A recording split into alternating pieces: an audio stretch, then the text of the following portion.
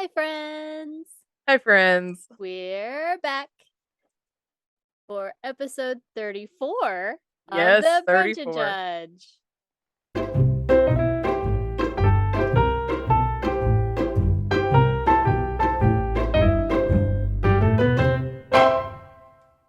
Yay! We're brunching and we're judging. I had an excellent brunch this morning. You did. Well, we woke up this morning to the reality that we had yet again forgotten to make coffee because we are cold brew Ah, people, so you can't just like pop that on. yeah, You you gotta can't let just it make sit. that. So I was like, want to go to breakfast? Right. So we went down to the local coffee shop and I had some avocado toast. Which, look, she sent me a picture. It looked really Well, good. and so they call it What was it? What did avocado toast, Spencer but have? it's What was not that?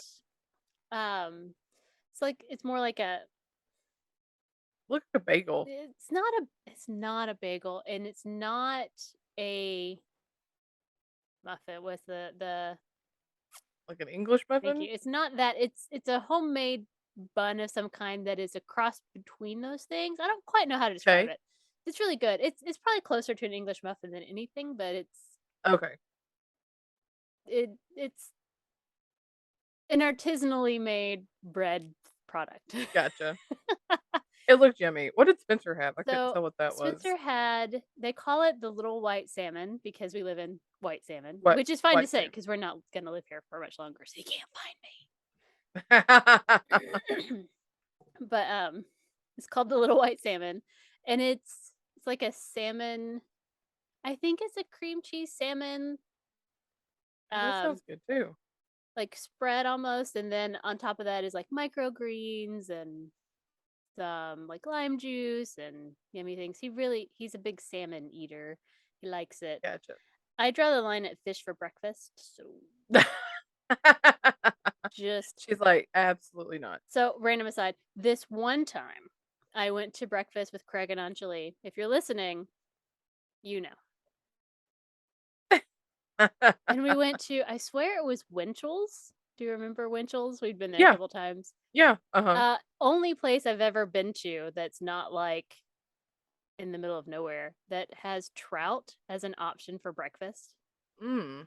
Um, would never order that. Not for $1 billion because, ugh, No. ugh.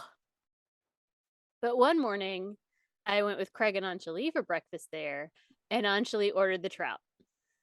For breakfast. And there it was, right across from me, in all of its trouty grossness, smelling like trout, looking like trout, messing up my pancake breakfast. And I'm like, She's like, I can't do this. I can't do it, man. I'm sorry. You just, no fish for breakfast, okay?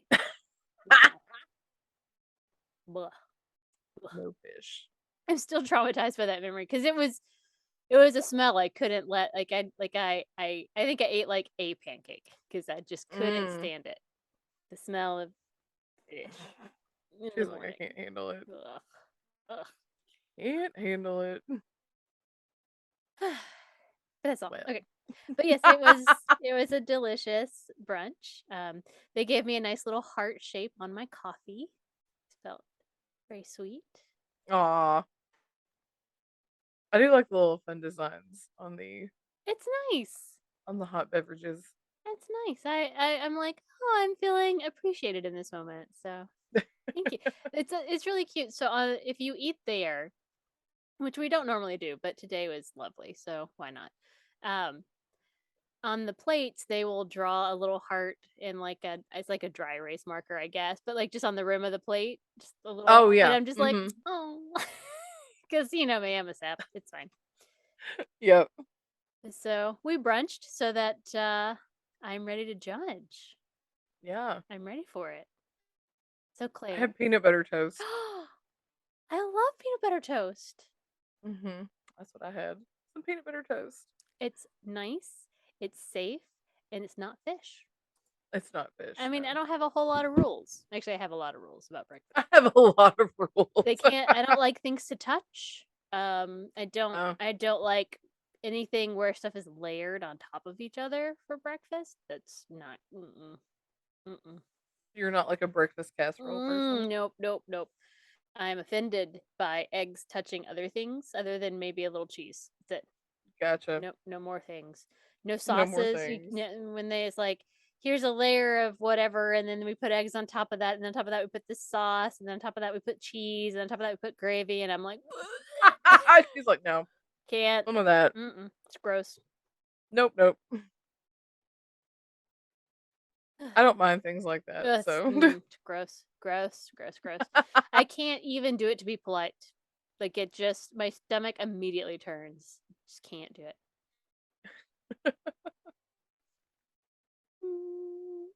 April's So, picky. Claire, Yes. what are you judging this week? Mm. I'm just Marjorie Taylor Greene. I can't with this woman. Have you ever I mean, noticed that we only refer to her by 3 names, yeah, just like we do serial killers? right. MTG. That's who I'm judging. Can't handle it. Then Because what did she do this week? oh, what hasn't she done? No, I'm kidding. Um, I mean, after that whole thing with the electric airplane last week, Lord. comparing basically saying that you were gonna have slaves running an electric airplane using their spin bikes to keep the thing in the air, like how they used to row ships back in the day. Which I'm just like, that's the most ignorant thing I've ever heard. Anyway, this week, her marriage is completely falling apart because, and this is where my judgment comes in. Oh, You know, good. I'm not all for people's marriages falling apart. That's not what I'm saying. I just feel like this is like a fresh dose of karma because she's had like 2 affairs. Oh God. Yeah, but and you know, and I she has thought the she was part balls. of the religious right and sanctity of Exactly. marriage and all that That exactly. bullshit. That's where my judge comes in. Is she's all about like, oh, the sanctity of marriage and blah blah blah when she apparently was just blatantly out there having 2 affairs with like her trainer and somebody else. Why is it always a trainer, by the I way? know, Well, right? that's I don't so know. cliche. Okay, go ahead. Sorry. Right, right. You know, like she's got, you know, the nerve, the audacity nerve, and to go out and The audacity. I know the Hashtag audacity nerve to audacity.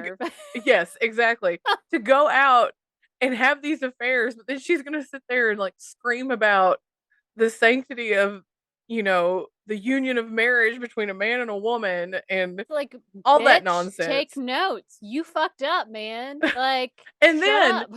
and the cherry on top of this, again with the audacity nerve, to be like, I want people to respect my privacy during this time. No. No. What? Whose privacy have you ever respected in your entire life? Exactly. Like, Like, what? no, no, no, no, no, no, no. You do not get to, no, no, absolutely not. You do not get to harass people who have been involved, have been victims of school shootings. No. You do not Mm-mm. get to harass people who you think don't live up to your standards of your sanctity of marriage or whatever. You know, you don't get to harass those people and now you're having an issue and you want to ask for privacy? Well, Absolutely not. and especially when she ran on the utter bullshit that is Christianity, religious perfectionism, and how, because she is Right. Christian, that she's doing everything right and she's a good model and you need to listen to her because that's what she runs on. They all run on that bullshit. It's like, I'm a good Christian person and that's why I'll be a great leader. And it's like, Right. you know what? When you're telling me that that is your qualification to prove that you are capable and then you can't even manage the bare minimum of not cheating on your husband, like, dude, it's Right. not that hard. You just don't do it. I Easier just than not getting addicted to drugs, because like, you accidentally get addicted to drugs sometimes because, you had a surgery maybe or right. whatever, but, like, you just don't fucking cheat. Just don't do it. I know. It's Especially when just it's like your deep-seated belief in the sanctity of marriage and God right. choosing your spouse for you, then you need to just sit down, shut up. Right. God, I hate her for many reasons, but like, Yeah. no, I'm That, with you. that that's what that's what Let's makes me angry about her absolutely is it's not like, respect her privacy, because no, mm-mm, she no, hasn't been able to respect anyone's privacy when they're dealing with real life hard shit. So why should we respect hers? I know. It's just like, God, no, I can't. I've missed that. I've been out of the loop because yeah. Well, yeah. But yeah, that happened. I'm just like, that's wait, what? that's terrible. What? Excuse Also, me? hopefully, her husband is able to get out of the cult that he's in and Right. do better because she cray. Like she's Yeah. like mean, cruel, and cray. Yes. Like she's not like ditzy blonde. She's No, no. next level. Yeah. So yeah. That's my judge. Is like you don't get to be that hateful person who judges everybody else and then And and then you be like, but harass don't people. judge me in my time. Like it would Right. be different if it were the other way around. Like if her husband had cheated on her, kind of a thing, then I'd be like, may honestly, whatever, but like it's not specifically your instigation, but like she did it. She cheated not once, but twice? Yeah. Like two different people. Yeah. Like, And bitch, apparently please. wasn't, and that was another thing is like when it came out, some of these people were like, well, duh, she was like being super obvious about it, like was not trying to hide it at all. So it's just, yeah, like don't, mm-mm. That's why I'm being judgy about her because it's like you don't get to, portray like, oh yeah, I love Jesus and I love God and my guns and all that. And I love my marriage. And But I then also you go, love my affairs. yeah, I also love my two Girl. side piece boyfriends. So anyway, that's my judge is you don't get to ask for privacy. Absolutely not. No. Wow. Especially not over something that is your own fault. Like Yeah. you caused this, okay? This was not, I feel like it's one thing if she, like you said, if she had been like preaching the sanctity of marriage and Right. her husband was the one who cheated, and then she's like, oh, I mean, it's like, yeah, that sucks for you. Well, I'm sorry your husband cheated on you. mhm. But it's like, you're the one who's been screaming this from the rooftops, but then you're also the one who has gone against your own, what you've been screaming for. So Yeah. it's just like It's your like double your standard. own actions did this, not Yeah. you weren't put in a bad situation. You Yeah. chose this. Exactly. I think yes, because your actions caused all this to happen. It had nothing to do with, your husband doing it or whatever. Mhm. It's like you were the one. So yeah, that's my judge because absolutely not. That is an excellent You judge. yeah, I'm you here. don't get to sit there and ask for privacy when it's your own fault that this happened. It's like, I no, I'm here to rain down the judging upon Marjorie Taylor Greene because right. yeah, I know. she's a twat waffle. Mm. She really is. Oh my gosh. Can't ugh, I know. It's like I hear her talk and my brain turns to mush and I'm just like, Yep. Why does this woman have a platform? I don't understand." I know. It makes me very sad to know that there are Right. enough people in the well, in the country really, like that find that type of rhetoric acceptable from a public official. Right. Cuz I'm like And she still has to people me out there it's who are gonna vote for her right. just because, Well, you because, know. God still loves her. She's a sinner. She Uh-huh. can be forgiven. No one else can, though. Right. Only like the white woman who's voting the way I want her Right. to could be forgiven. Right. Be very clear. Mhm. God does not love everyone. Does not forgive everyone. Right. Oy, Anyway, that's my judge. excellent judge. So, what are you judging this week? Well, this week I thought I would judge American conservatives' most recent ridiculous racist bullshit. Are you ready? What happened this time? Well, you may or may not know that Lizzo, an accomplished flautist, by the way, Mm-hmm. was allowed to play a crystal flute that had been given to I did see that. President James Madison. Mm-hmm. I did see It that. was And I thought that was lent really cool. to I was her like, on permission from the Library of Congress, I think is who technically had ownership of it, or the yeah. National Mm-hmm. Archives, or Yeah. somewhere in the national realm of things. They lent it to her to play for like a solid, I don't know, 20 seconds or something. Like it was not Right, really any period of right. time on stage at her Washington, D.C. concert. Mm-hmm. And And I as, was like, that's really cool. I saw that in the news. oh, So there are people being that's fill me in that on the that by racist the part of way this. is the correct response to be like, oh, that's really cool that they took a piece of American history that, by the way, no one knew existed until this happened. Did you know Right. that No, there was a I flute? did not. No, no, no, No. no. Neither did I. Neither did literally anyone else in the United States of America, because like Except for anybody who's worked in the National it's Archives like who knows. the five people who know Right. that it existed were like, oh, hey, it would be cool if Lizzo played this, because Right. musician. So Yeah, it's not like they're handing it to me. Somebody who has never played the right, flute my entire life. but so of It's course, like that's what Lizzo's known for, is yes, being an accomplished flautist. hmm Yeah. but of course, we cannot allow a national treasure such as this crystal flute that no one knew existed until this Right, week right, right. be put in the hands of someone so controversial and so just unokay, because I mean, she is a body positive, large black woman. I'm like, how is she not okay? That's what I want to know. Well, one, she's black. Two, she She's is, fat. yes, and she's body positive. Like she is, Oh, I she's know. a, I love her. I yes, follow her on TikTok. I she love her. is someone who embraces who she is in her body, and she loves herself, and that is amazing, because it's hard for Right. anyone of any body type to do that. So congratulations to her, because epic.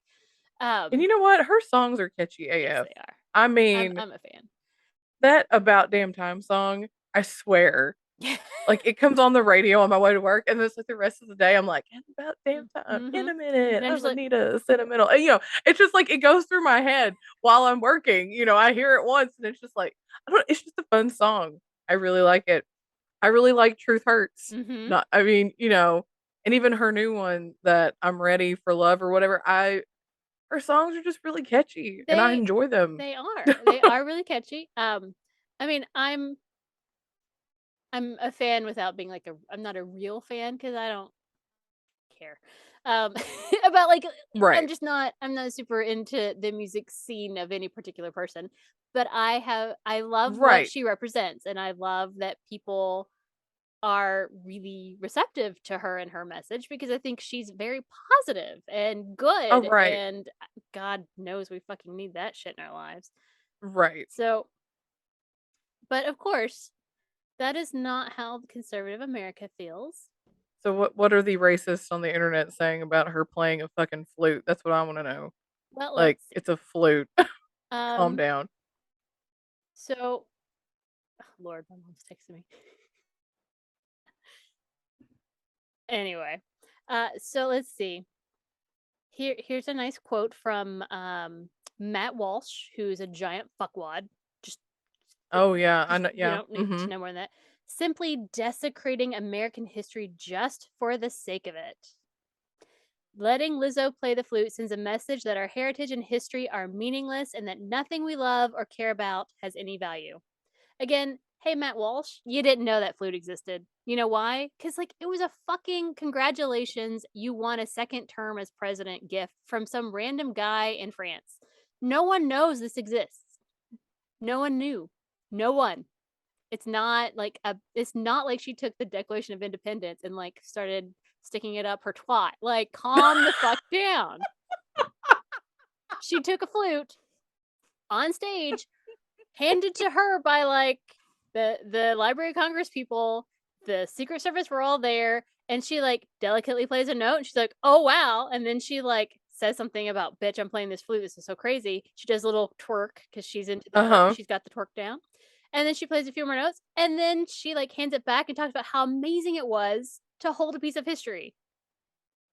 That feels pretty good to me. I'm not singing negative Right. here. By the way, a Cuz piece that now the whole world I knows saw exists. a bit of a video where she got to go in and play some other stuff too. Like some kind of really old piccolo, just like you said, just like a few little seconds. It wasn't like, you know, she was in there, playing all, and I'm like, that's super cool that they're letting her do that. You know, why do people got to be idiots about Well, this? I and swear. so what cracks me up, and again, my biggest point here is that fucking no one knew this existed. Oh, Literally, I absolutely did no not. one in Yeah. America. It's not in your history book because we don't even know that James Madison played it. Like we don't know. It was a gift. He was given a gift. It sat Right. in a vault for 200 years. Like it's just fucking sitting there. No one knew it existed. But the right wing nuttos, they're like, they want to degrade our history and then call you a racist if you actually value it. And like, you didn't even know it was there. Right. There's no value. You can't Right. value a crystal flute you didn't know existed. You didn't even know existed. Yeah. And again, remind you, she is an accomplished flautist. Like, she's a Oh yeah. professional musician. She wasn't like cracking it over her knee. Like, what the hell is wrong with you? To me, it would be like if it was degrading US history, it would be like, "Oh, let's let Putin play this flute." Or, some Well, other kind of dictator that goes against any kind of standards that we have and as US citizens. and it's It's just like, 100% that if it had been some kind of right wing person, I can't name any musician who's right wing because I don't listen to that. But like if it had been someone on their camp, they wouldn't have said a fucking thing about it. Because so this one is one of the most ridiculous, horrific ones. Jenna Ellis, who was one of the Trump team's election fraud lawyers, so full okay. of shit Mm, is what you're looking for. right. Um, she said, "It's hideous. Lizzo is famous for being one of the most morbidly obese people in the world who claims that she's oppressed." And I'm like, what does any of that have to That do that with doesn't have her to do being with an accomplished anything. musician playing Right. a piece from a collection that, again, no one fucking knew existed? It's not part of any history you've ever read. Maybe if Right. you've read a deep biography about James Madison, maybe you came across a paragraph that had mention of the crystal flute, but otherwise, you didn't know it was there. I need you to stop. Because I've seen these memes pop up, and I really didn't like get into like behind them, but it was like, Lizzo played a flute, and now there are so many flute experts out there. It's like maybe they ought to do something to like help bring music back into school, something Right, like I that. know. I was just like, It's like what? Because I was just like, what is going on? I well, Like and I saw that she played it, but I didn't realize that she then was of course, getting this much yeah. backlash. Well, of course she is because she is. Let's just be honest. She is, according to people, morbidly obese, a black woman, and she has people who listen to what she says, and they don't like that Right. because they only want the white Christian male to have a voice. It's really what it is. So anyone who Right. isn't that is bad. But I was Oh, I got a right wing musician for you, okay. Ted Nugent. Mm, He's lost his goddamn mind. well, at this point, if you're still right But he wing, you've is. lost your goddamn mind because your whole party has lost its goddamn mind. So I'm sorry. You gotta move on. You gotta Right. do something else. You can, you can do better. You can do better. But so yeah, so So that's this that's what's country been can't blowing up. handle so what I'm learning is this country can't handle black mermaids, Well, and that was the thing. So and they can't handle black people playing pieces of or musical instruments that are like a part of history. Okay, but gotcha. like let's all be real. So, James Madison, I don't know if he even could play the flute. Quite honestly, he probably got it and it sat on a shelf and it looked pretty. I mean, like, it was a Right, yeah. knickknack. It was just a bauble that someone gave him. How many other random Right. things did he get on congratulations for winning your second term of Right. presidency that we don't fucking know anything about because no one actually cares? Like, guys, we Right. don't care. I don't care. You didn't care last week. You didn't know, so you Yeah. didn't care. So like, calm down. You Right. need to calm down, okay? Because it is fucking ridiculous. Like, it's a goddamn flute. It's not like his special presidential pen. It had nothing to do with his Right. presidency. It was a random Right. piece of crap someone gave him, guys. Calm down. Oh my god. Jeez. Oh my, the outrage is just phenomenal. But no, so you were talking about the Little Mermaid. My favorite meme that I've seen this week is it's Lizzo, on the Little Mermaid rock, and she's got the mermaid tail. She's holding her Uh-huh. flute. And I'm like, best way to piss off right wing America or something like that. And I'm like, there it is. Yes. There it is. Right And I'm there. here. It's like all the things. Let's make them all angry with our, our black, overweight, body positive, flute playing mermaid. I mean, you have Right. that, man. So funny. So funny. So yes, Yeah. I can't wait until next week because I'm sure some other ridiculous piece of bullshit will happen that will have right wing America meltdown again and me going, but But why? why? Again, like if it were, like a copy of the Declaration of Independence or like the very first American flag or like some like huge piece of national Right. memorabilia that we can all recognize, then I'd be like, Like, "Oh, maybe. you let her or, you let somebody handle without gloves, like, if it was written down, the original Gettysburg Address or something Right. like I mean, that." like I And could it's at just least like follow some outrage if it were like something that it's literally just some guy's random. It's a gift he was given that he couldn't give away. Like, I mean, like you thanks. It's like, we all got 5 copies of Oh, the Places You'll Go when you graduated high school, right? Everybody Right. got 5 copies. Everyone thought they were being clever and original, but you had 5 copies and you had to be like, thanks. Right. Ugh, God. No, I don't get it. No, I did not realize that was I mean, like I said, I saw that she got to play it. I thought, "Oh, That's cool. that's cool." That's literally it. Oh, that's cool. And Yeah.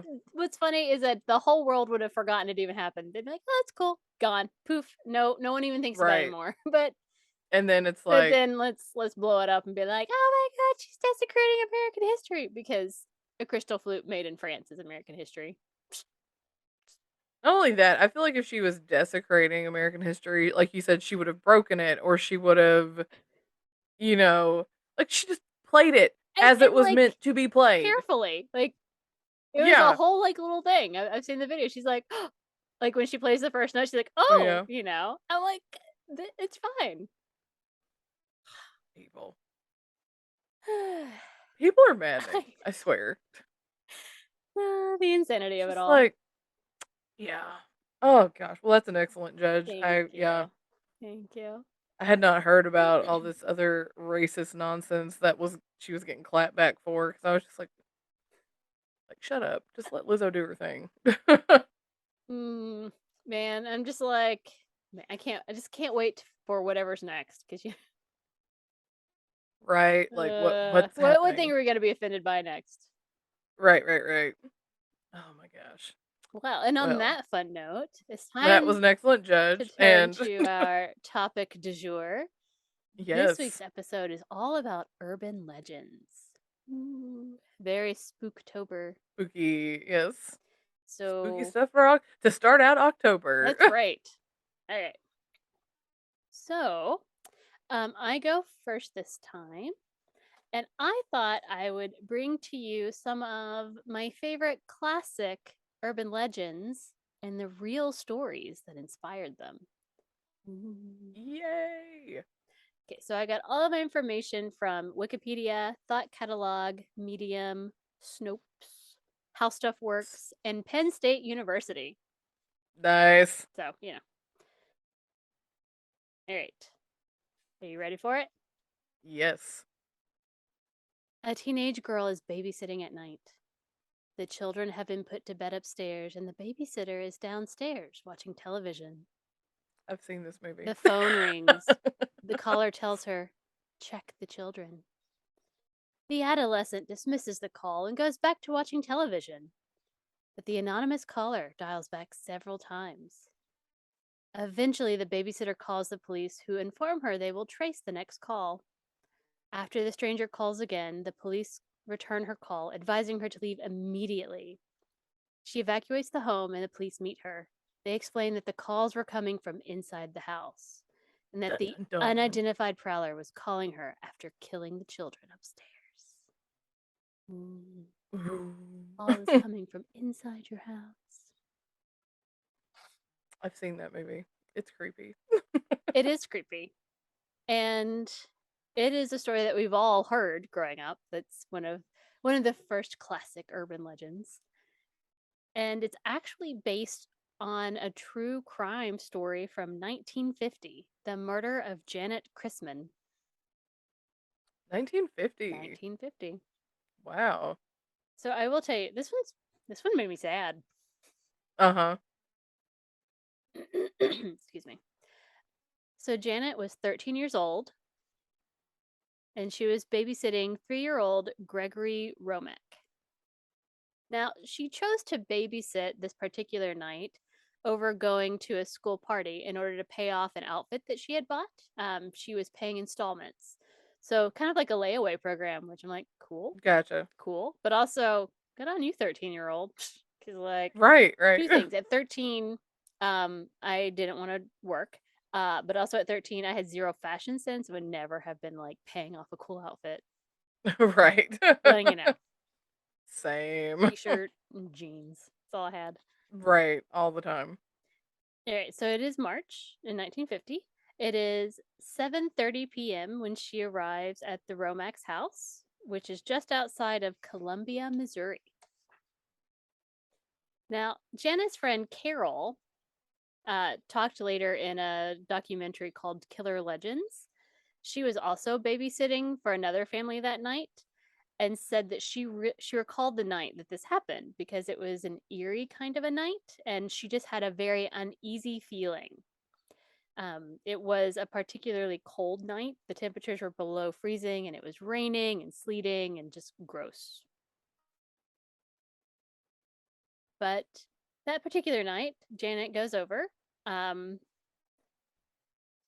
Little Gregory is already in bed asleep because 1950. Right, right. And Ed, which is the dad, Ed Romack, brings out his shotgun and places it by the front door, telling Janet to not answer the door without turning on the porch light to make sure she knew who it was first, not to let anyone in. And Mhm. that seemed really fucking weird to me. It's like, is this normal for 1950? Right. It's It's like, like hey, here's my shotgun next to the door in case you need it, 13-year-old little girl. Like, I know, I'm like, do fuck? 13-year-old girls know how to use I shotguns? mean, I mean, it's maybe things were different and I mean, it's Missouri. Maybe there's a lot of right. stuff in the area. I don't know. I mean, it felt weird when I was reading it. It was like, the fuck? Right. Right. Like, okay, bye. At 10:35 that night, the local police get a call from someone screaming, "Come quick." But then the line went dead. And it's 1950, Mm. so they didn't have technology to trace the call. It wasn't like They 911 didn't know where today it where came they would from. Yeah. know, what address you're calling from or the address associated with a number or anything like that. So they Right. had no idea where it came from. A little bit before 11 o'clock, the Romex called the house to check on Janet and see how things were going, but they didn't get an answer. It was just like a busy signal. And so they thought, oh, well, maybe she's on the phone with Mm. someone or the phone was set up, old school landlines. It wasn't Right, right, hung up right. properly. So it's, Right. whatever. So they didn't think a whole lot about it. And so they get home about 1:30 in the morning, which, damn, right? A Right. long Yeah. night out. And Especially also, for like having a yeah, 13-year-old babysit. right? Yeah. So when they get home, they come home and they see a pool of blood at the front door. Yeah. And I sent you some pictures. Mhm. There's a picture of like the living room. So the Yeah. bedrooms were upstairs, but in the downstairs was the living room area, and there had obviously been a struggle. Stuff is disarranged. And then they see Janet, and she was dead. Mhm. She had been raped and strangled to death. Oh my gosh. So the cops come, they call for the cops or go get cops or however this worked out cuz Yeah. and so what they discover is the porch light was on. So Mhm. she had turned on the porch light. The phone had been pulled out of the wall, likely at the time when they decided it was Janet who had called for help at that 10:35. Yeah. Um, so they guessed that during that struggle, the phone line got pulled out of the wall. Gotcha. But Gregory was upstairs, asleep in bed, and had no idea anything had ever happened. So he was not bothered at all. He was fine. Okay. So to this day, this case hasn't been solved. Really? So Oh, wow. Janet's family and the Romax believe that a man named Robert Mueller was responsible. He was a friend of Ed's who mentioned that he liked Janet, saying he liked her quote unquote well developed form, which is gross. That's cringy. Uh, Ew.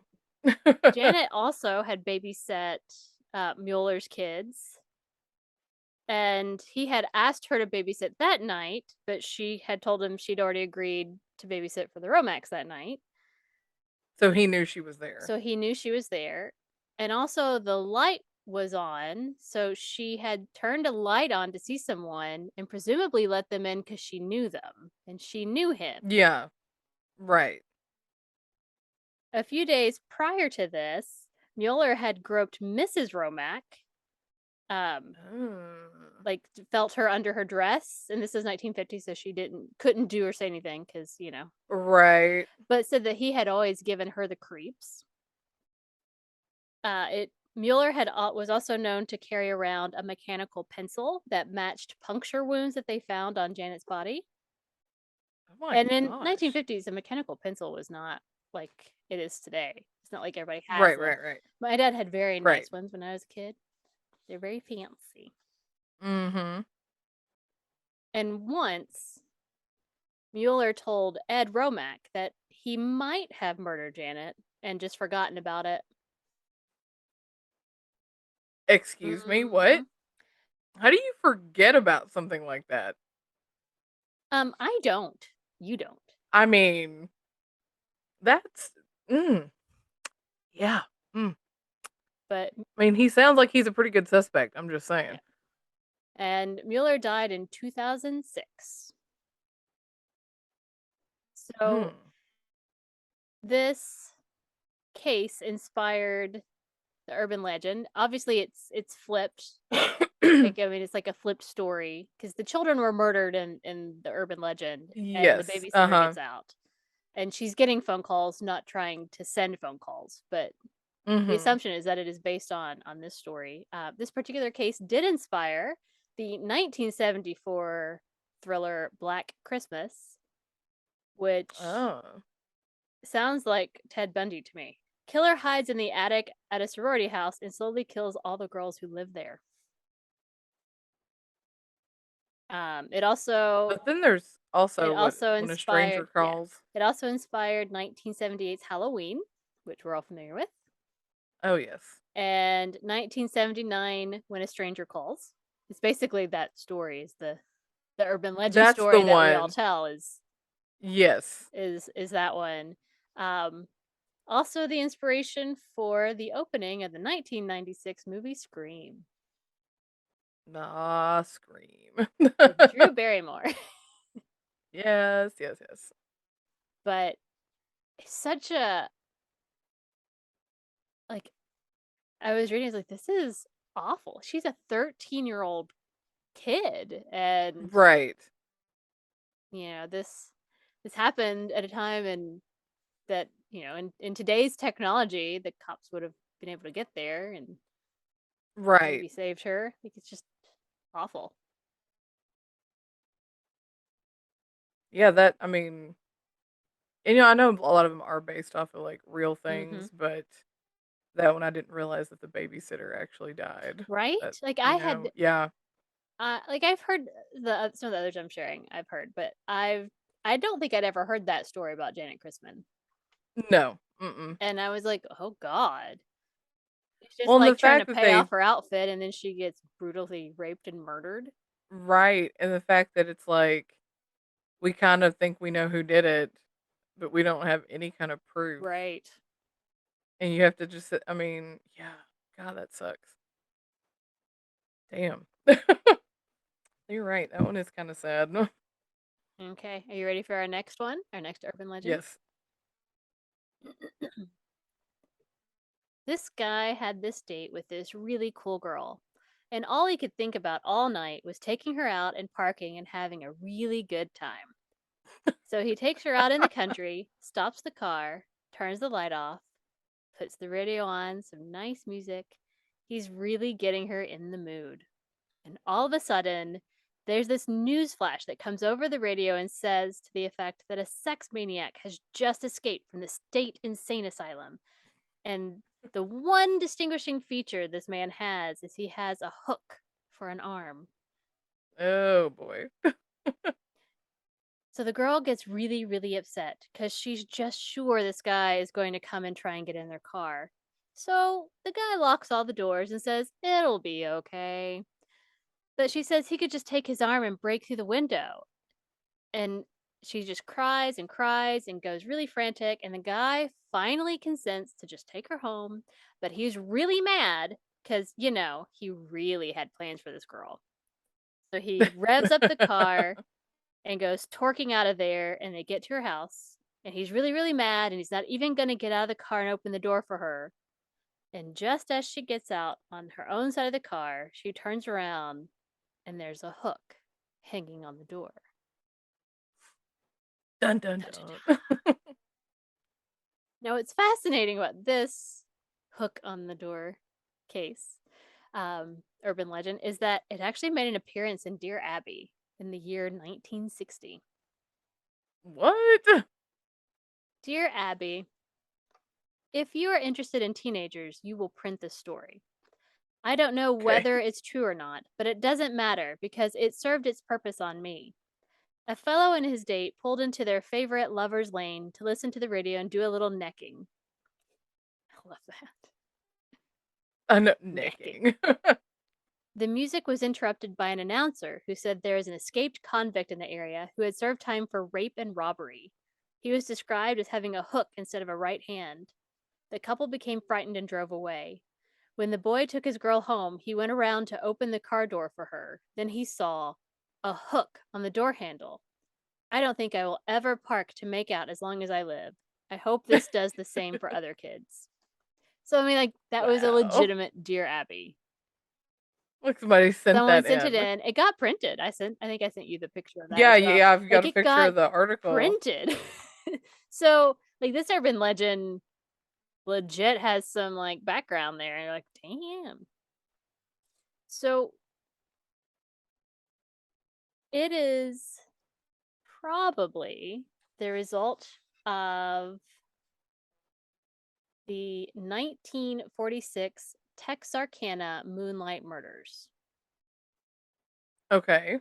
So, in 1946, there are 4 unsolved serial murders slash attacks in the Texarkana region, which is Arkansas and Texas. There's like a town Yes. called Texarkana that Yes. crosses the border.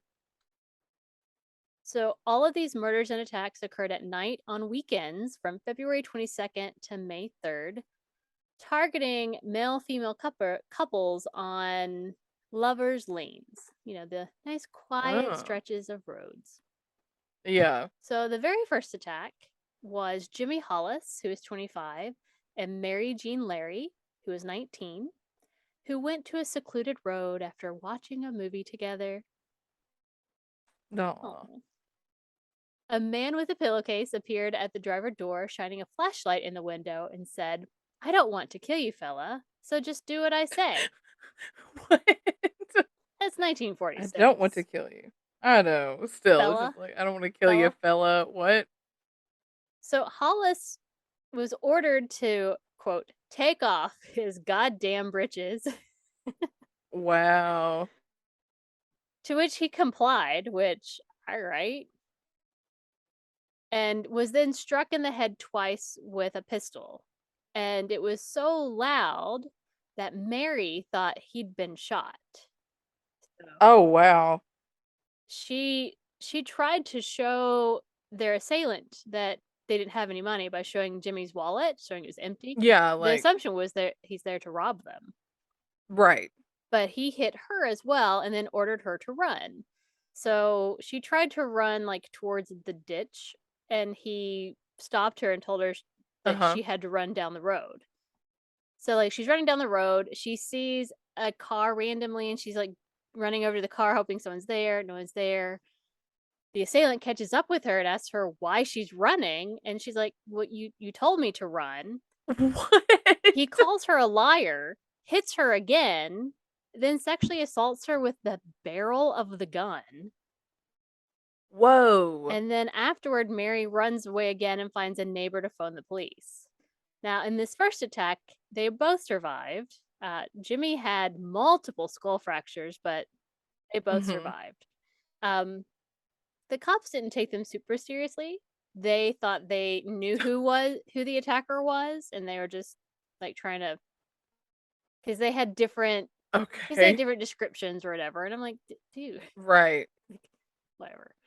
But it's been a traumatic Yeah. experience for both. So it's like, So like they weren't taken very seriously. They thought it was just a right. kids being kids. I'm like, they're in the hospital. What the fuck is wrong with you? But Right. again, 1946. All right. So on March 24th was the first double murder. Richard Griffin, 29, and his girlfriend, Polly Ann Moore, 17, which, whoa, what an age difference, Whoa. With that age difference. were found by a motorist, and both had been Dang. shot. Wow. April 14th was the second double murder. Paul Martin, 17, picked up Betty Jo Booker, 15, from a musical performance at the VFW Club at about 1:30 in the morning. Paul's body was found at 6:30 a.m. He'd been shot 4 times, through the Oh my nose, gosh. through the ribs from behind, in the right hand, and through the back of the neck. Wow. That seems like overkill, but Yeah. Betty was found by a search party at 11:30, almost 2 miles away. She had wow. been propped against a tree, fully clothed, with her right hand in the pocket of her buttoned overcoat. She'd been shot twice. Same weapon as the previous murder. And Wow. then the car was found 1.5 miles from Paul's body and 3 miles from Betty's. Such a weird thing entirely. Yes. And then May 3rd is the fourth attack / fifth murder. This one Gotcha. was different. So Virgil Starks, 37, and his wife Katie, 36, were at home. They lived in the country. Virgil was shot twice from a closed window. Katie heard the glass break and went to investigate, and saw that Virgil was dead and went to call for help. When she was on the phone, she was shot twice in the face. Wow. She heard the killer trying to get in the back door, and she managed to get out the front door and run to a neighbor's for help. After she'd been shot? Twice, yep, in the face. Wow. Okay. Now, there's, because these again are unsolved, and there's a lot of people who think this last one is not the same, because it's not a Uh-huh. lover's lane. It, Yeah, like it's at home. it's at someone's home. It's not two people necking. It's a husband and wife. Mhm. Um, it wasn't the same weapon. In this last one, it was a shotgun instead of a pistol. Mhm. And there's just a whole lot of like about it. But again, never ever solved. Gotcha. But they think that this was the stories that led to the Hook story, Mhm. but they also say that the Hook urban legend is more than just like a spooky story to tell people. It's a cautionary tale about teenage sexuality.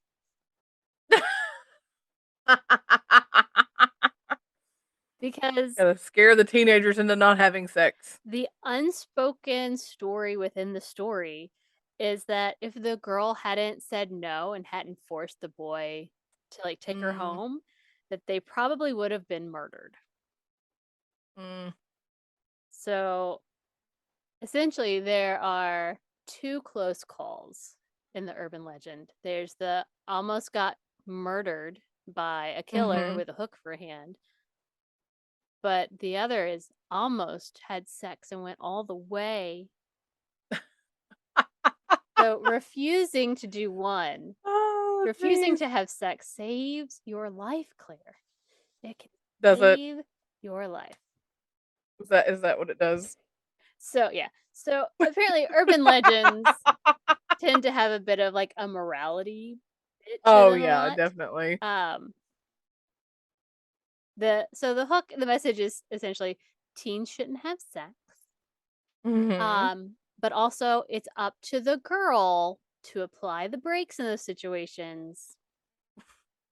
It's all on the girl. She has to be the responsible Mhm. one. And Right. that even though your boyfriend will probably be upset at the time, it pretty soon he'll understand the wisdom of it and thank her for refusing because it ends up saving their lives so they don't get murdered by the hook man. And Right. I'm just like, fuck that. Right. You're just like, "Wait a minute." Ugh. But the Texarkana Moonlight murders are real scary things that happen. Like, can you imagine? Right. Well, like, basically just kids murdered And it for almost sounds nothing. to me like Zodiac. It does a little. But what's really twisted to me is that it seems like, especially in um the second double murder, and you get a little bit of it in the first one because they survived. So like you get a little bit of what Yeah. happened to them. Is like the killer wants them to run and then chase them down and kill them. Like that seems to Right. be part of the shtick. Just Yeah. gross and awful. Yeah, Well, creepy. and just like the whole, you know, why are you running? Well, you told me to run. Liar. No, I didn't. You're like, Yeah, like that's like, what are you "What?" supposed to do in that situation? Like, but you told me to. I was doing what you said. I was trying to be compliant. Right? Blah blah blah. Wow. All right. So my final urban legend. Mhm. A participant enters a darkened room with a lit candle. She or he looks into a mirror while chanting Bloody Mary's name, a specific number of times, sometimes 3, sometimes 13. If the ritual is performed correctly, Bloody Mary might either appear in the mirror, reach out of the mirror and scratch the participant's face, or be released from the afterlife to haunt him or her forever. Ah. Other versions include the mirror begins dripping with blood, the participant's hair turns white, or the participant disappearing without a trace. Dun, dun, dun. I'm sure everyone has played Bloody Mary, and no matter Right. when or where, how and how audacious you're being, you get freaked out. Usually, Oh, like absolutely. Right. mirrors in the dark and flickering candles. It's nope, nope, fuck that, Right. fuck Right, that. right, right. So sometimes, so people have had kind of different experiences with this game. So for me, it was Bloody Mary 3 times. That's yeah, 3. Um, Uh-huh. but Except I don't remember going in with a candle. It was you go in the dark. oh no, it was candle. You had to have a candle. Oh, really? Claire, you've not done it. We have to do it next time. I've done it in the dark. You gotta have the candle. The candle makes Ah, it work, whatever. Claire. It's the candle. That's Okay. right. It's the black flame candle Mm, from Hocus that's Pocus. right. Is that what we're Well, doing? I mean, someone else has to light it. We're out. But Mm-hmm. Mm, And then my door true. slammed. Thanks, door. I God damn it. It's daylight here. I'm not scared. know. It's just like you're just like, wait a Except, minute. damn it. All right. Bah. Anyway, so sometimes it's just chanting Bloody Mary. Sometimes there are other versions in which it's I believe in Bloody Mary, or even I killed your baby Bloody Mary. I've not heard those, but Ew. No. Yeah, no. No, I think it was just the Bloody Mary 3 times. yeah. And I always heard it she would appear in the mirror, Yes. like, some of that other and maybe the blood too, but I never heard about the person's hair turning Oh, out of white. fear, of course. Something scary. But still, that was never, like, a thing. I don't Yeah. ever remember that It being a was thing. gosh, I'm getting chills just because I'm having flashbacks to when I did it as a kid. It's fine. Right. That's fine, guys. I'm fine. That's Right. fine. Yeesh. But yeah, it was, she would pop out or be there, Right. or it was just super, super fucking scary. And you always did it. I never did it alone, even though I think you're supposed to. But like, Right. and Same. It was always there with would be people. like Yeah. 3 people in there, and then you'd all scream, and someone thought Right. they saw something, and everybody screamed, and everybody's freaking out. And You're you're like, like, "I saw it move." Yeah, yeah. yeah. Um, what's really great, there is a folklorist called Alan Dundes who suggests that this story is actually an initiation ritual to womanhood, because Right. a lot of the lore behind Bloody Mary is that like blood will suddenly appear like in the mirror, or she's there and she's bleeding or whatever, Right. and it's supposed to happen. Typically you do this in the bathroom because that's where the mirror is. So Right. it's always, tween-age girls doing this crazy. So it's like a Yep. puberty, you're becoming a Right, woman right. and you're on your period and here's the blood. And I'm like, well, that's horrifying. You're like, Thank you for "Thanks." turning one nightmare into another. It's awesome. Right. But Like, no. um there were actual women who were probably the inspiration of Bloody Mary. They've Most sources narrow it down to 3. 2 are far more likely. Uh-huh. One being Bloody Mary herself, Mary Tudor, or Mary the First of Mhm. England, who Right. was super Catholic and super loved putting Protestants to death. She was nicknamed Bloody Mary Yay. because she burned 300 religious dissenters, words are hard, at the stake, which, by the way, was super standard. Like, that's just what they did. I mean, Yeah. Henry the Eighth before her and Elizabeth after her, they also burned several people at the stake and for religious dissent, because Right.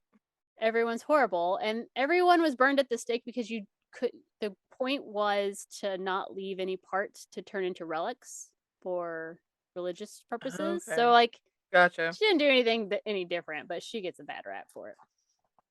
Right. But I mean, she seems likely since her name was Bloody Mary. Just saying. Right. The other more likely, Elizabeth Bathory, Oh, she is, like, who is batshit like bananas. who is referred to often as a Hungarian serial killer. She was a countess, 1000%. I believe. Countess. Uh-huh. Excuse me. She was a countess who murdered hundreds. Estimates are like 650 Oh, yeah, young yeah. girls so that she could bathe in their blood. She Mhm. was also accused of vampirism because it was like Uh-huh. bathe in the blood so that way you stay young forever, and Yep. was known as, like, her nickname was Queen of Blood. Yes. Ooh. I have a book called I think it's called Killer Mm-hmm. Ladies, and it's about women who kill, And she's number one. like, yes, she actually was the very first I chapter, mean, just and yeah. there's a lot of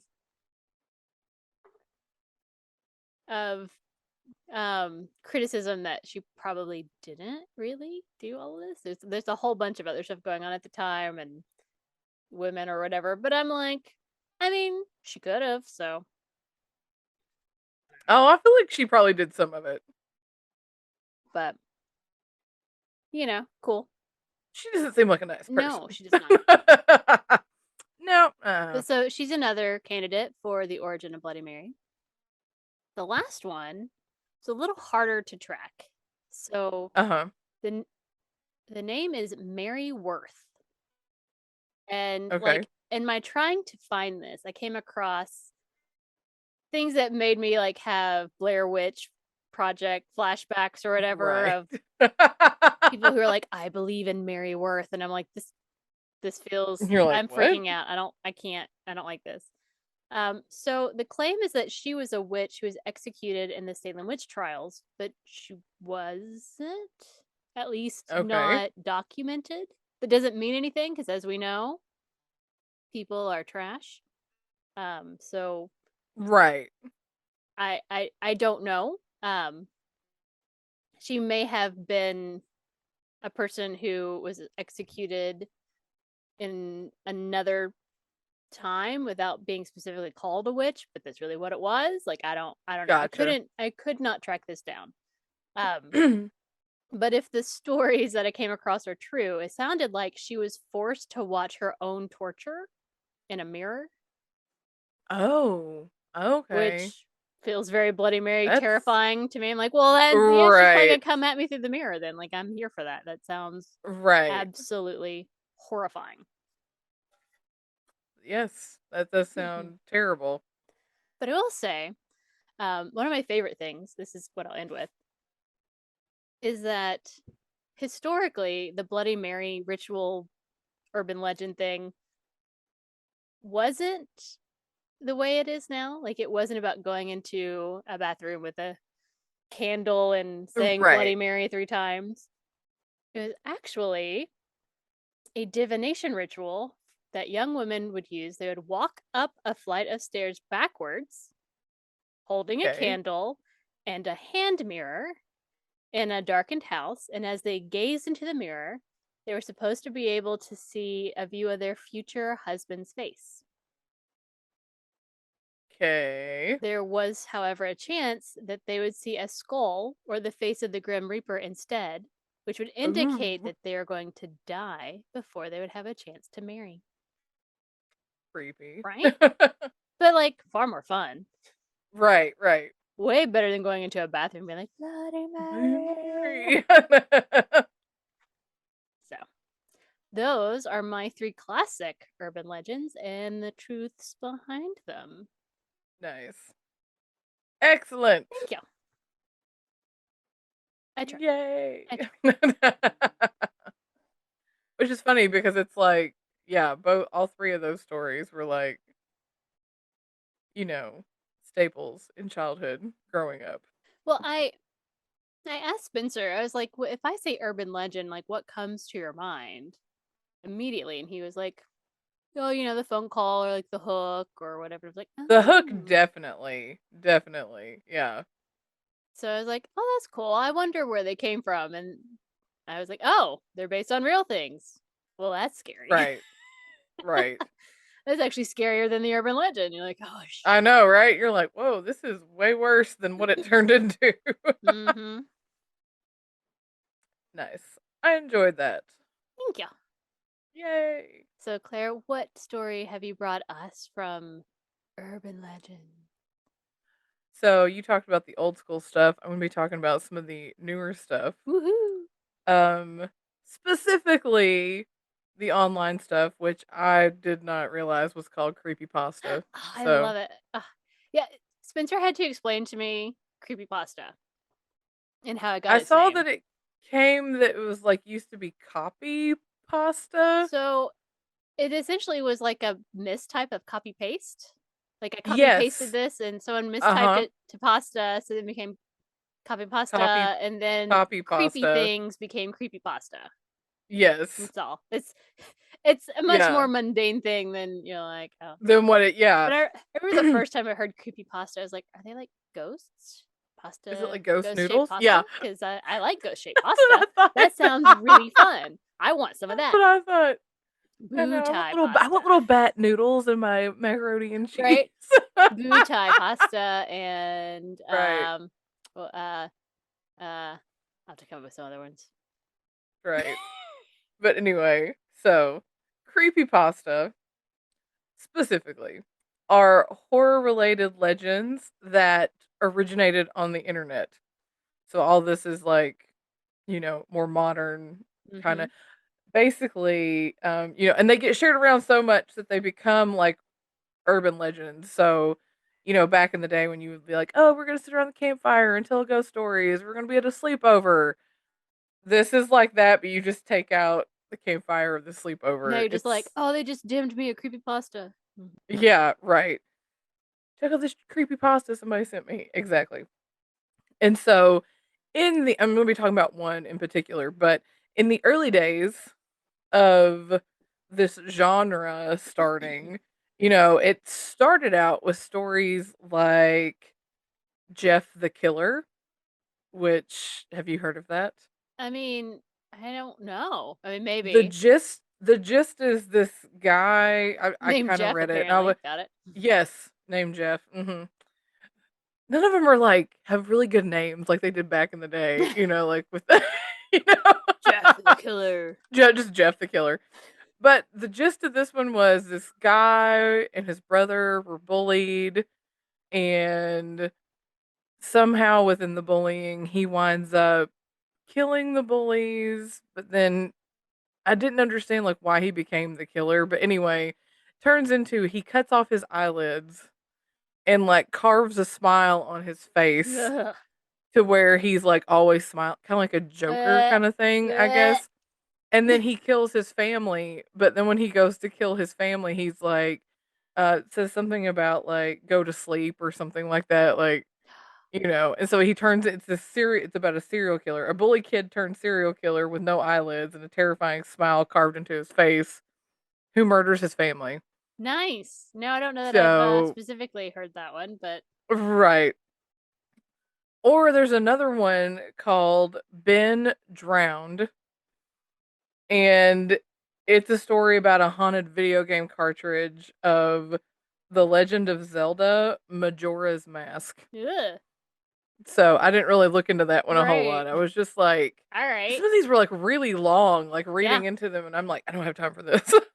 It was like it's a whole thing.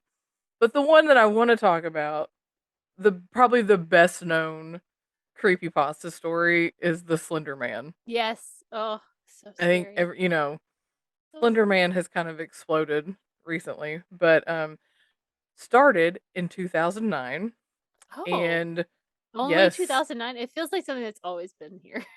right, right, created by a guy named Eric Knudsen, whose screen name online was Victor Surge.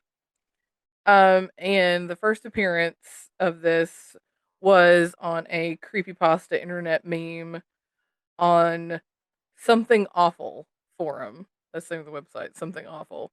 So it just started out as a meme, and uh, it submitted photos, and I guess he just created this with just bits of text from like supposed witnesses. So this is kind of like how memes came about too, describing abductions of groups of children with this Slender Man photo that he kind of came up with.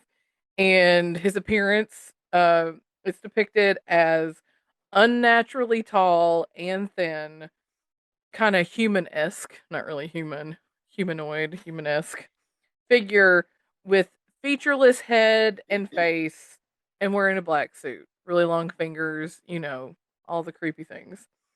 And it said Knudsen was inspired by several different sources. Um, a story called That Insidious Beast by Zach Parsons, Stephen King's The Mist, Mm. Mothman Legends, Mm-hmm. just reports of shadow people, The Tall Man from the film Phantasm, H.P. Lovecraft stories, and games like Silent Hill and Resident Evil all inspired him with this Slender Man image that he came up with for this online forum. So he submits it, and then soon after this meme contest, that the concept of Slender Man just kind of like went off the rails. Everybody, took it and started making their own stories. about it, and many of the early stories appeared on that Something Awful Mm-hmm. website, and there was a video by a guy named Troy Wagner who went by C Gars, like CE space GARS. And he had this whole like video serial thing on YouTube. And his story was talking about a fictional friend of his named Alex Crayley, who stumbled upon something disturbing while he was filming this movie for a class project, and that was, what was it called? Um Crap, what was it? Marble Hornets. That was the name of the movie that he was shooting. And that he stumbles on this thing, and then he starts being stalked by this thing called the Operator, which looks like the Slender Man, and that's where the first like Slender Man symbol with like the circle and then the X through it Right, came right. about, was Marble Hornets. And it was like a found footage style, so very kind of like Blair Witchy, which is not my favorite. So shaky, and I you're like, remember ugh. being And I so remember, sick after watching that movie in yeah, it was theaters. just like I know some people threw up afterwards. I myself was just kind of like, my head My head hurts. hurt. Like I just had a really bad headache after that. But it's that found footage style on YouTube, and obviously this Marble Hornet deal spawned a lot more video serials, and especially on YouTube. A lot of it's on YouTube. So it just continued the spread of the Slender Man lore. And Slender Man's mythology has evolved because there really is no like official canon. Right. Like it just started out as this photo with text describing like this guy abducts kids. So the stories obviously vary. Um, his appearance, motives, habits, and abilities change depending on which person is telling the Slender Man story. Like sometimes, I mean, his basic form stays the same, but sometimes his face changes depending on who looks at it. Like he actually does have some facial Oh, features, okay. depending on who's seeing it, what those facial features look like. Um, and then sometimes it's no face. Sometimes he has arms that can extend, I guess like go gadget arms. I don't know. But sometimes they look more like Go go gadget tennacles, arms. or they are tentacles, Go go you know. gadget tentacles. Yes, exactly. So, um, but he's been lately, he, like in the newer stories, he's been more associated with being in the forest or abandoned locations, and being in the proximity of Slender Man can cause slender sickness, and that's a rapid onset of paranoia, nightmares, and delusions, Oh and god. nosebleeds. Yeah, Oh god. And nosebleeds. Oh god. and nosebleeds. Yeah, random nosebleeds. You're So be if you're like, in proximity you're of like, the oh Slender god, Man, Slenderman. yeah, you're just like feel really paranoid in your nosebleeds. Yeah. I mean, I feel like And if my nose was bleeding, I would then feel very paranoid that it must be Slenderman and be like, oh no, exactly, no, I'm right. paranoid. Yes. And some people in these stories, some people can become proxies, which originally meant that you would just become violently insane.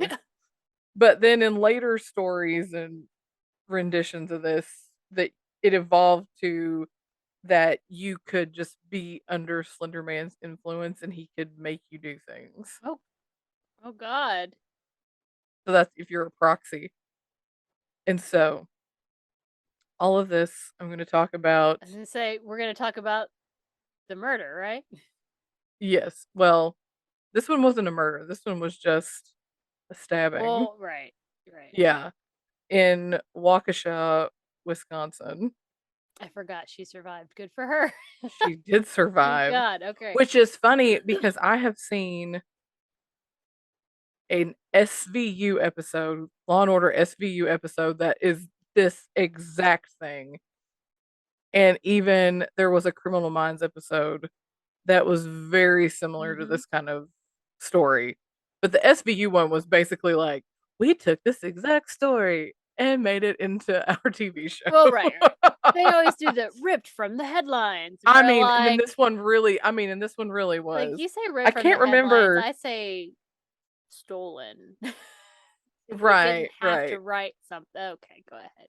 Like in one of them, they called him Thin Man. Right.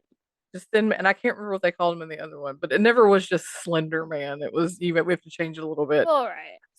So, yeah. So in Waukesha, Wisconsin, on May 31st, 2014, two 12-year-old girls, Anissa Weir and Morgan Geyser, had a slumber party with another friend. Her name was Peyton Leitner, and they lured her out into the woods to play hide and go seek. Like they left the house, the slumber party, and like, let's go for a walk. And then they get to this park, and then it's like, let's play hide and seek. And then it's like moves from the park to the woods. And then to my head, I'm like, stay out of the forest. Right. And so they're walking and they're in the woods, and I'm not exactly sure how they did it, but they got Peyton to lay down. I don't know if it was just like, oh, it was all part of this game, Mm-hmm. but they get Peyton to lay down on the ground, and then Morgan gets on top of Peyton and begins stabbing her while Anissa cheers her on, like goads her on to keep stabbing her. And Morgan winds up stabbing Peyton 19 times, and Anissa and Morgan just leave her in the woods and go back to the house. And Peyton actually was able to crawl to a road that was nearby, and she was found by a passing cyclist who was able to call for help, and that, they're able to get her to a hospital. Peyton did survive. She took her months to recover from her injuries. I mean, 19 stab wounds, that's Mm-hmm. a lot. And the doctor said that one of the stab wounds came within millimeters of hitting a major Oh artery God. that would have meant certain death for Mm-hmm. her. So then after, they help her, but I guess she's able to tell them that it was Anissa and Morgan. And so Anissa and Morgan both were arrested, and they told the police that they needed to commit a murder so they could become proxies of the Slender Man. So this Slender Man story was Mm-hmm. directly resulted in this girl being stabbed. That these two girls, especially Morgan, had been so caught up in it that they felt like they knew the Slender Man, and they, believed that he could do things to them. Like they believed the Slender Man lived in an abandoned mansion in the woods, and they were afraid that he would come and kill their families if they did not kill their friend. Mm. And I'm just like, what? Yeah. I just, Well, I watched. There's a documentary about it on HBO. Maybe I don't remember. It's been a long time.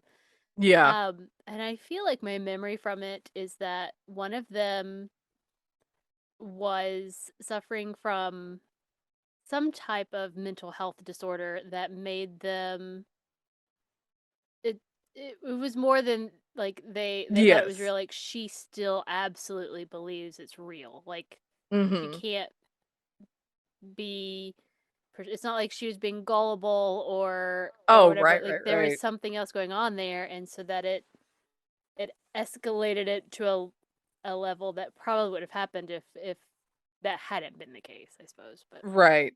And so, But that yeah, that so leads you to it just question, said, you know, were they already in?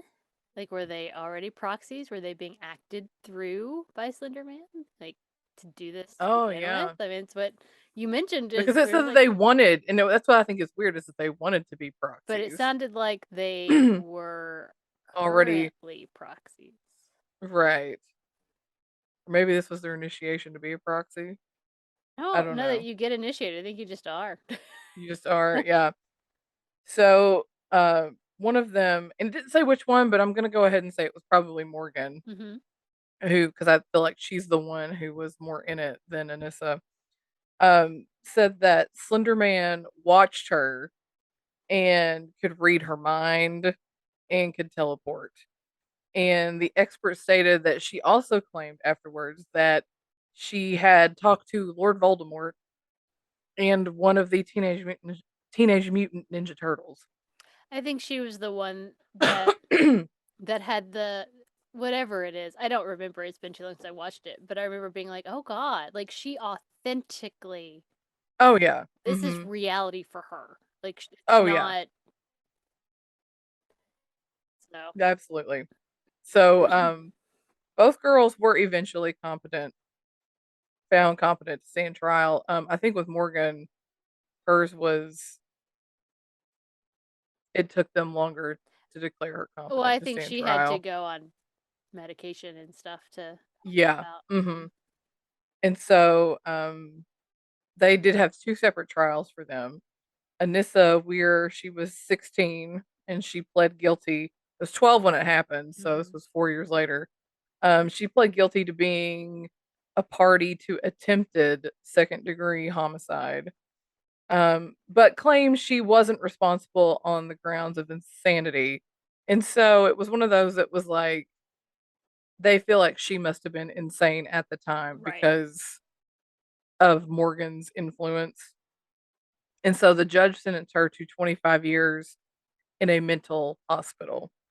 And then Morgan Geyser, she pled guilty to attempted first degree homicide and was sentenced to 40 years Wow. in a mental hospital. And actually, last year, September 21st, last year, not September 21st, September of 2021, sorry. Anissa was scheduled to be released from Winnebago Mental Health Institute. And in March of 2021, she had written a letter requesting she be released and that she plans to live with her dad and is going to get a part time job and try to pursue college. And she wrote, I have exhausted all the resources available to me at the Winnebago Mental Health Institute. If I am to become a productive member of society, I need to be a part of society. And then there was like a little, another section that says, I'm going to be a productive member of society, make my own way, and get some form of higher education. I want to reiterate that I am not saying that I am done growing, changing, evolving, or adapting. I just can't do it here anymore. Hmm. Talking about being in the mental institution. So she was scheduled to be released late last year. And as far as Morgan, I don't know, but because, like I said, I feel like she Well, was the one and who ultimately, actually had, and you know they how it is when you get they into were something like that, 12 years old. I mean, right? they should be given a chance to, get the help they need and try and go forward. I mean, Right. And the guy who created Slender Man, when this came out, he was just, like, I'm really sorry that this happened. right. But I mean, he's not accepting any blame, and I Right. really don't feel like he should, Well, in the same you way that, know? you're Stephen King, you don't accept blame because someone believes that Pet Cemetery is real. I mean, Right, right. the story. You've made a Yes. story. So that is the story of creepypasta Slender Man, Ooh, spooky, spooky. which his pictures creep me out. Yes, I Like, it's like, what? full props to the guy for creating the creepy imagery that goes with Slender Man because I'm like, Right. And now there's like images everywhere. mm-hmm. So yeah, that is creepy. That's an urban legend with creepypasta and Slender Man. Well, I feel like Some of these internet stories are like, I know whoa, that's that. like next level. Creepy. It is creepy. So yeah, That that's was my excellent. Thank you, Claire. And I think it's a great way to get into the spooky October spirit. Sorry, I'm I jumpy every know. time I hear things like, the fuck is I that? know. It's like it's October 2nd. It's the time for the creepy stuff. Spooky, spooky. Mhm. Speaking of spooky spooky. Oh, yes. That means it must be time for Tarot time. Tarot time with with April. Spooky. Okay. It is our first Spooktober tarot reading. And we don't know what the spirits may tell us, the universe. I know, right? The guides, the whomever is out there messing with the cards, because last week was definitely something else. Right. Stop. There's definitely something else last week. Okay. It was. Ready? Yes. The fuck? Uh-oh. The moon. Again? We had the moon first last week. Weird. Because it's October. Page of Wands inverted. We had Page of Wands a couple weeks ago, but not inverted. And the Ace of Cups. Ace of Cups? Yep. Well, at least there were no stars and suns. Moon's out here just to fuck with me. Right. Excuse me. Although I will tell you, I've been looking at some of the other books that I got from the library. Mm-hmm. And so they all kind of have different meanings for cards. They're not exactly the same. Right. So if you recall, this one is all about anxiety and nervousness and rough water and things we can't control. And Right. yay. Hooray. Which, I mean, feels pretty accurate now. As Claire understands, as I told her our story of Right. chaos and the world in which we live. Because, okay. Alright. The Page of Wands. The Page of Wands. Inverted. He's going to drop his stick. Lol. He is, and there's nothing we can do about it. Think about the worst parts about being truly grounded. Chin down, feet dragging in the dirt. Complete switch to inertia and depression. While upright, our guy is confident and swaggering. Inverted, he loses his self-esteem. He beats himself up and lashes out at people around him with aggression and nastiness. Well, I think they're talking about my ex landlord. Mm-hmm. Because complicated. Wow. It's like, damn, man. Have to watch out this week. Okay. But we're going to end our week with the Ace of Cups. The essence of emotion. Essentially, the heart of the tarot. The cup is literally overflowing with bounty and blessings. What? Yes. That's exciting. Okay. The important thing is to take it and drink. This is about new beginnings, a new love, new job, new butterflies in your stomach because she totally flirted with you, and the hope and excitement is completely overwhelming and makes your brain grin. This is about potential, grabbing onto hope with both hands and letting yourself bathe in the good vibes and positive emotional energy. So, okay. So, anxiety, Yeah.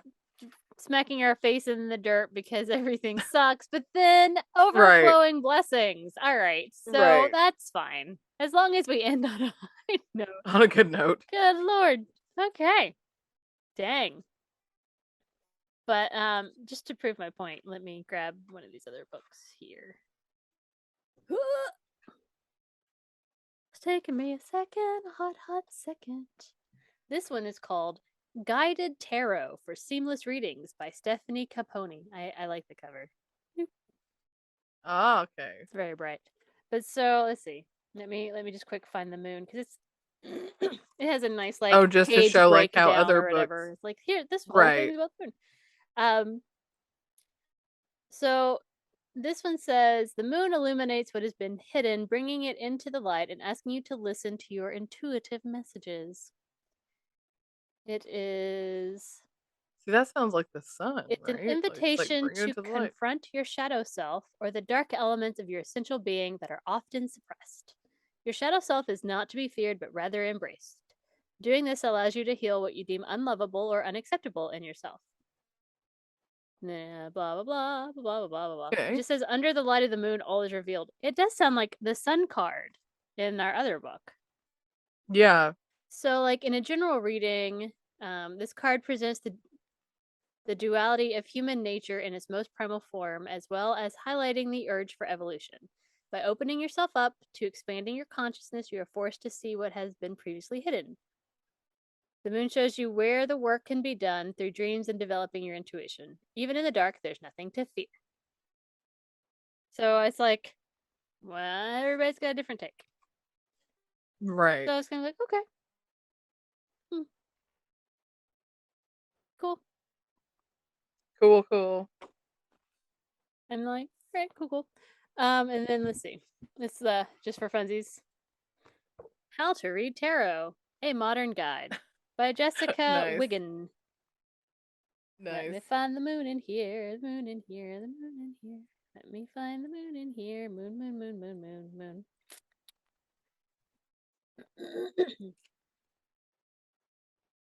The moon is one of the most complex and confusing in the deck because that is exactly what it represents. When the moon appears, circumstances and people around you tend to not be what they seem. There are elements of confusion, with things seeming either worse or better than they actually are.